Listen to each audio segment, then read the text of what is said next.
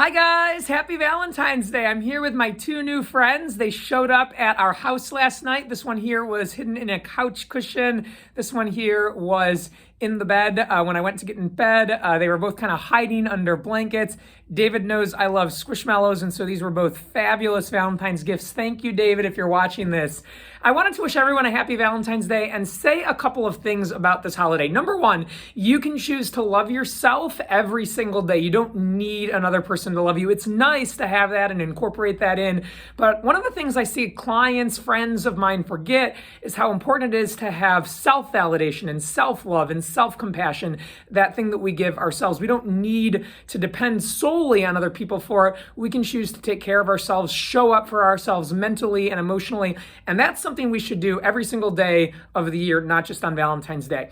With that in mind, my second thought about this day is you can choose to love your partner every single day of the year. I think so often we focus on this holiday, Valentine's Day. I've got to make a post and get a card and have a gift and flowers and chocolates and a nice candlelight dinner to show my partner I love them. Well, every single day of the year, 365 days, is an important day for us to be patient and kind and understanding and compassionate and interested with who our partners are and what they want and what their interests are.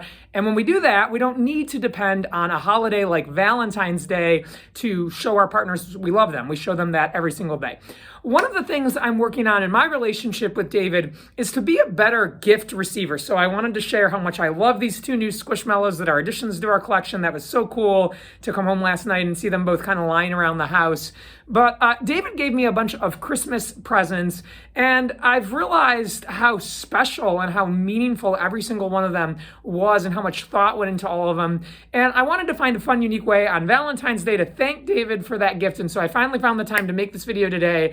I'm going to kind of rush through it because it's getting late in the afternoon and I want to share it.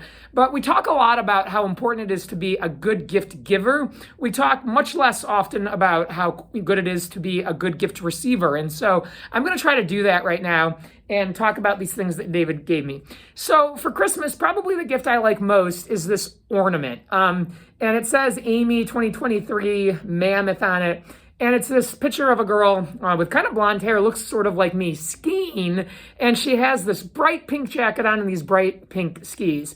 And this was really meaningful to me because I became a skier 3 years ago because of David. He influenced me to get started. It was something I was deathly afraid of doing, super concerned about it, anxious about it, afraid I was going to get interest.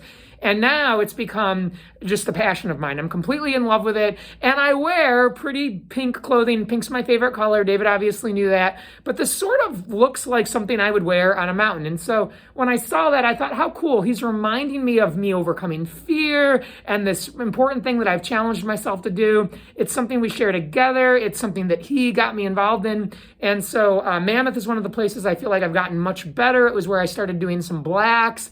And so when I got this, it was just really unique, really special to me. Second, David gave me this framed, it's kind of hard to see it, and it's making this reflection on the light I have here, but this framed article from Entrepreneur. And I went to an airport, I posted about this a month or two ago, a couple months ago now, but this was the first article that I ever had published in magazine print. I've had several articles be published on electronic magazines. I write for Entrepreneur a lot. I write for a Saudi Arabian magazine called Yalla. I've written for Authority magazine, some other publications, but this was the first time that I was able to go into an airport, pick a magazine off the shelf, flip to a page, and find my name and an article that I had written. And so David took that article, not the one that I bought for myself and saved. I thought at first he had cut that up, and I thought, oh no, it's out of print now. This was my magazine, but he went and got his own version, framed it, stuck it on that frame, and I really felt that was meaningful. It was a way of him probably supporting my writing and all the publishing I'm doing right now. I thought that was cool. Next up, he got me these bowls that kind of are plates. I had been complaining, sometimes I want kind of a bowl and a plate. The plate is too flat, stuff kind of flies off the side of it. The bowl is sort of like narrow and deep. And so it was really cool to see these get added to our cabinets in the kitchen.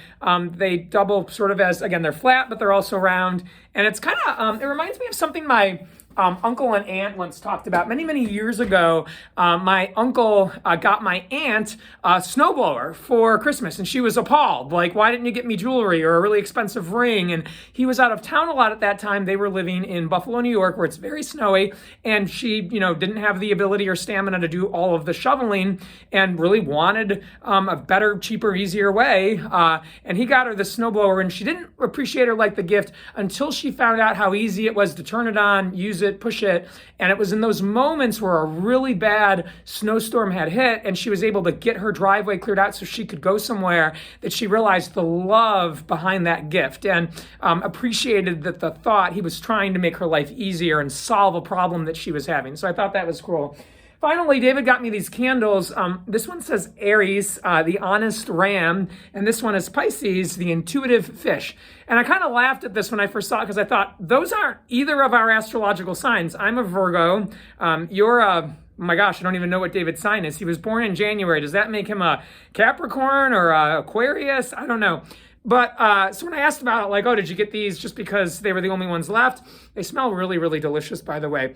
And David said, no, I got these because the honest ram, one of our core values in our relationship is honesty. And we're both really working on that, transparency, being honest with each other. I know how important that is to you. And I wanted to get you something that said honest on it so that I take that very seriously. The other one, the intuitive fish, I went snorkeling, kind of, same concept as skiing. I did something new for the first time this year. I went snorkeling for the first time. Another thing I was deathly afraid of. I have all these ear problems and eustachian tube dysfunction. And I found these really great earplugs that allowed me to go underwater and be submerged and snorkel. And for the first time, with the help of these very special earplugs, I was able to see turtles. I was able to see fish. I was able to see all sorts of really cool stuff, a shipwreck. And I just had a ball. And I felt like, oh my gosh, I never thought I was going to be able to do this.